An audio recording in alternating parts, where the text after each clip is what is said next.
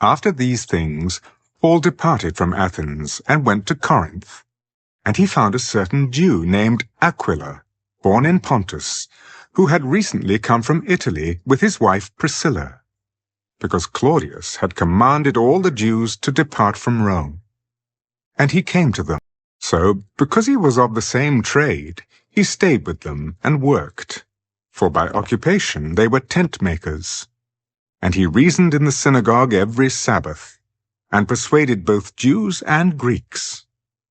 When Silas and Timothy had come from Macedonia, Paul was compelled by the Spirit, and testified to the Jews that Jesus is the Christ. But when they opposed him and blasphemed, he shook his garments and said to them, "Your blood be upon your own heads. I am clean. From now on I will go to the Gentiles." And he departed from there, and entered the house of a certain man named Justus, one who worshipped God, whose house was next door to the synagogue. Then Crispus, the ruler of the synagogue, believed on the Lord with all his household. And many of the Corinthians, hearing, believed, and were baptized. Now the Lord spoke to Paul in the night by a vision. "Do not be afraid, but speak, and do not keep silent, for I am with you, and no one will attack you to hurt you. For I have many people in this city." And he continued there 1 year and 6 months, teaching the word of God among them. When Gallio was proconsul of Achaia, the Jews with one accord rose up against Paul and brought him to the judgment seat. "This fellow persuades men to worship God contrary to the law." And when Paul was about to open his mouth, Gallio said to the Jews, "If it were a matter of wrongdoing or wicked crimes, O Jews, there would be reason why I should bear with you. But if it is a question of words and names in your own law, look to it yourselves, for I do not want to be a judge of such matters." And he drove them from the judgment seat.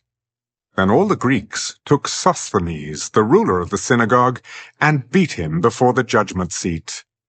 But Gallio took no notice of these things. So Paul still remained a good while. Then he took leave of the brethren and sailed for Syria, and Priscilla and Aquila were with him. He had his hair cut off at Cenchrea, for he had taken a vow.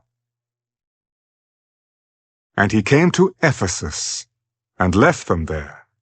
But he himself entered the synagogue and reasoned with the Jews.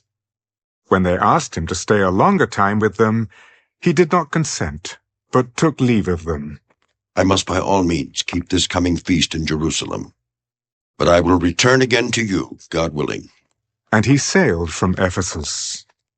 And when he had landed at Caesarea, and gone up and greeted the church, he went down to Antioch.